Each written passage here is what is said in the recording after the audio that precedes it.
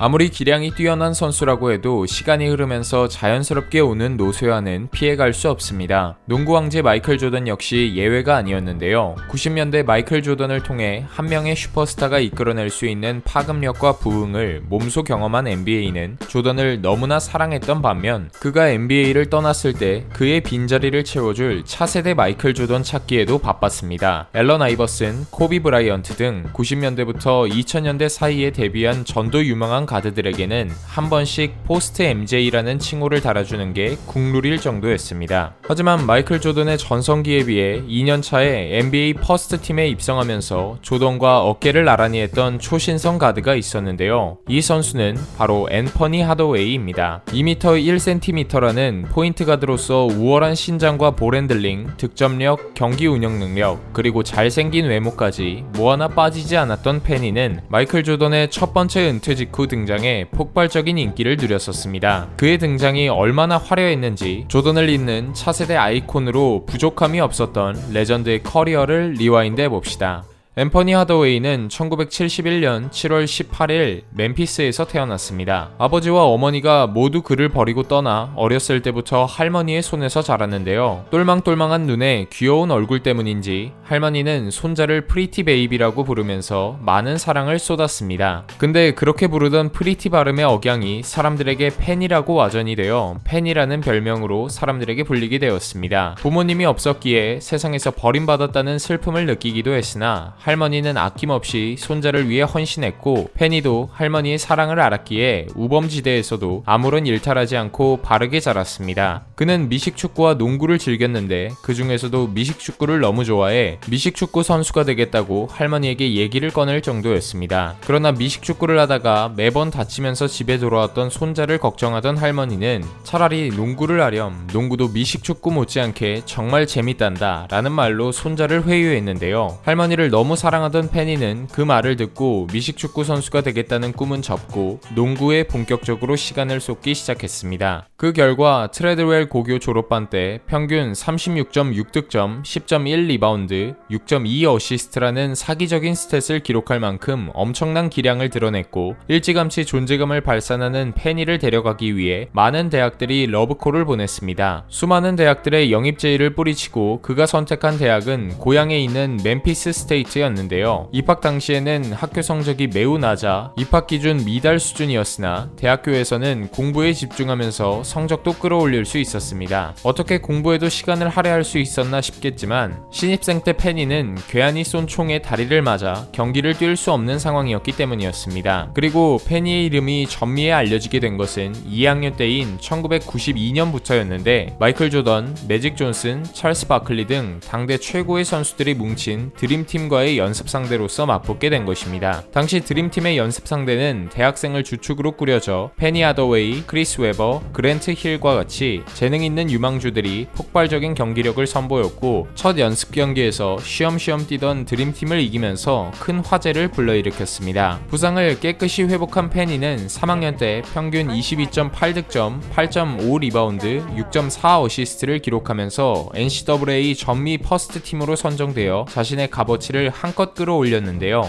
그리고 3학년을 마지막으로 자신의 기량을 NBA 무대에서 증명하고 할머니를 호강시켜드리고 싶었던 페니는 1993 NBA 드래프트에 참가했습니다. 처음에는 골든스테이트 워리어스에게 1라운드 3픽으로 지명을 받았으나 올랜도 매직이 1픽으로 뽑았던 크리스 웨버와 바로 맞교환되어 첫 번째 소속팀은 올랜도 매직과 함께하게 되었습니다. 올랜도에는 압도적인 괴물센터 샤킬 오닐이 있었기 때문에 크리스 웨버 같은 빅맨보다는 가드와의 조화가 더 잘 어울리겠다는 예측으로 페니를 데려온 것이었고 그 예측은 적중했습니다. 장신 포인트 가드의 대명사인 매직 존슨과도 많이 비교되었는데 하더웨이는 빠른 스피드와 탄력 그리고 강력한 득점력까지 농구 센스는 마이클 조던을 연상시켰고 조던은 실제로 자신의 후계자로 페니 하더웨이를 지목하기도 했습니다. 루키 시즌 페니는 시즌 중반까지 슈팅 가드로 출전하다가 이후부터 기존 주전 포인트 가드였던 스캇 스카일스를 밀어내고 포인트 가드 자리를 꿰차게 됩니다. 신인이지만 82경기를 모두 주전으로 소화했고 평균 16득점, 6.6 어시스트, 5.4 리바운드를 기록하면서 NBA 무대에도 곧바로 적응했습니다. 또한 샤킬 오닐과의 호흡도 매우 좋았는데 페니의 빠른 스피드와 감각적인 패스 센스는 오닐의 득점력을 마음껏 발휘할 수 있게 해줬고 오닐은 루키 시즌이었던 92-93 시즌보다 평균 득점을 6점가량 대폭 상승시켰습니다. 페니와 샤크를 중심으로 50승을 거두고 동부 4위로 바로 플레이오프 무대까지 진출했으나 1라운드에서 레지 밀러의 인디애나를 만나 0대3으로 조기 탈락하며 시즌을 마무리했습니다. 오닐은 정규 시즌 중 60%였던 야투율이 10%가량 떨어졌지만 페니는 첫 플레이오프 무대에서도 좋은 모습을 보여줬고 올 루키 퍼스트 팀에 선정되면서 다음 시즌을 기대하게 만들었는데요. 94-95 시즌 페니에게 소포머 징크스는 전혀 없었고 뛰어난 신체 조건으로 가져가는 우위를 통해 페인트 구역으로 들어갔을 때도 훌륭한 마무리 능력을 과시했고 자신과 같은 포지션뿐만 아니라 빅맨 수비수들을 눈앞에 두고도 높은 효율성을 보여줬습니다. 가드로서는 쉽지 않은 야투율 50%를 가볍게 넘으면서 평균 20.9득점, 7.2 어시스트, 4.4 리바운드를 기록해 2년차에 두 자리밖에 없는 가드 포지션 자리에 퍼스트 팀으로 이름을 올리며 리그를 대표하는 슈퍼스타로 발돋움했습니다. 여기에 베테랑 호레이스 그랜트까지 영입하면서 전력을 보강한 올랜도는 단숨에 동부의 강자로 도약했는데 동부 1위로 플레이오프에 올라 1라운드에서 보스턴 셀틱스를 3대1로 가볍게 꺾었고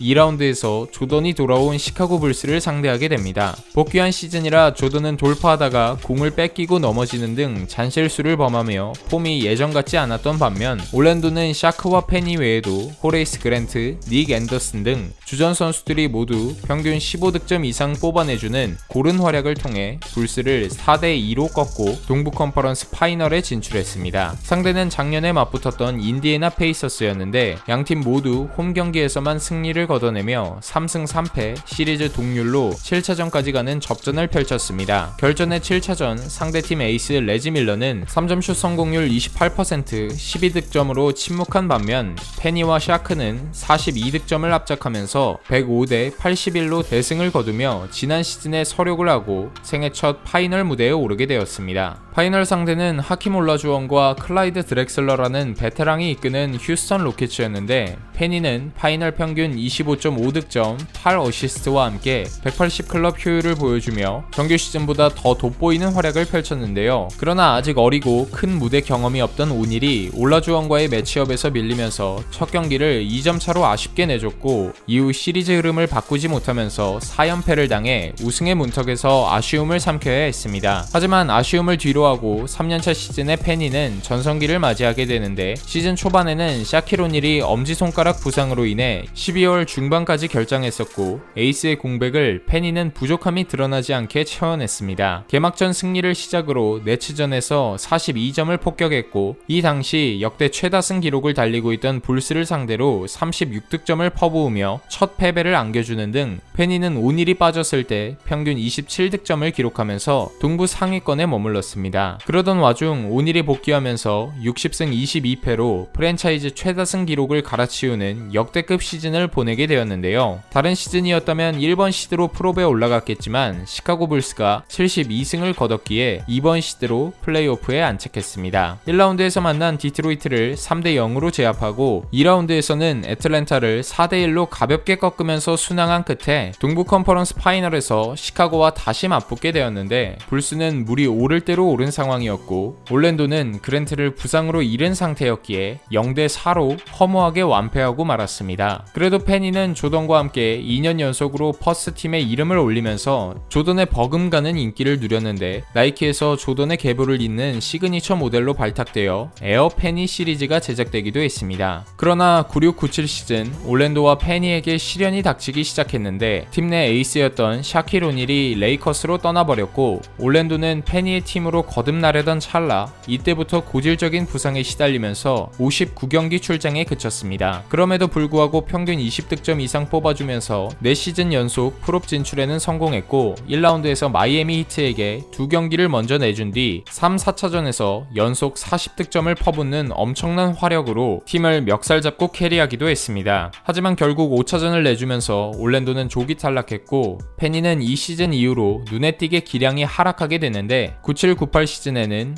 왼쪽 무릎 부상을 당해 19경기 정도만 출장하면서 유리몸이라는 꼬리표가 따라붙었습니다. 단축 시즌으로 치러졌던 98-99 시즌에는 정경기를 출전했지만 예전처럼 빠른 스피드와 폭발력은 찾아보기 힘들어졌고 평균 득점은 15점으로 떨어졌습니다. 결국 98-99 시즌을 마지막으로 페니는 6년간 함께한 올랜도 매직을 떠나 피닉스 선즈로 트레이드되었는데 당시 피닉스에는 리그 최고의 포인트 가드로 평가받던 제이슨 키드가 있었기에 팬들은 강력한 백코트 콤비로 부활을 바랐지만 시즌이 시작되고 나니 둘 다 건강하지 못했습니다. 페니는 고질적인 발부상으로 60경기 출장에 그쳤고 키드 또한 발목이 좋지 않아 많은 경기를 결장했는데요. 평균 득점은 약간 끌어올려 지난 두 시즌간의 부진을 벗어날까 싶었지만 0001 시즌에 무릎 수술을 받게 되면서 시즌 아웃된 후부터는 운동 능력을 거의 잃어버렸고 높은 몸값에 낮은 효율이라는 굴욕적인 평가를 받으면서 03-04 시즌 도중 뉴욕 닉스로 트레이드 되었습니다. 이 시즌 페니는 피닉스와 뉴욕 두 팀에서